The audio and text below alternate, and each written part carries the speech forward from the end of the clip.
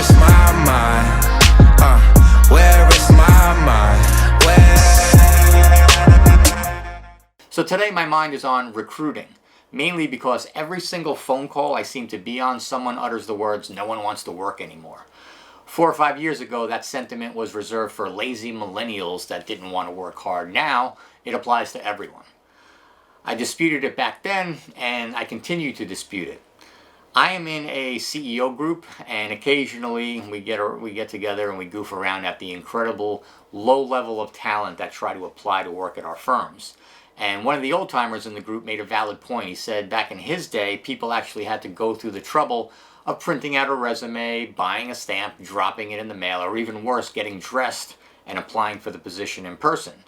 Now with the internet, the barrier of entry is so low, you're going to get a lot of crappier entrants because it's so easy to apply. Flash forward to today, where the barrier of entry is now so low that I can apply for a job, interview for it, accept the position, leave my current position, and show up for work the next day without leaving this chair. I don't have to take time off of work to go on an interview, and I don't have to give my current employee the courtesy of looking them in the eye face to face when I resign my position. So the rules have changed. That job offer you posted that you hoped people would fight over is now interchangeable with all the other job offers out there. Lazy millennials that don't want to work are no longer the scapegoat. Everyone is. I call this human climate change, and it's slowly rolling its way into your ecosphere, and chances are it's not going to go away on its own. You'll need to adapt. Now, there are plenty of positions still out there that people strive for. Most of them are with brands who have fought off commoditization by differentiating themselves in their own verticals.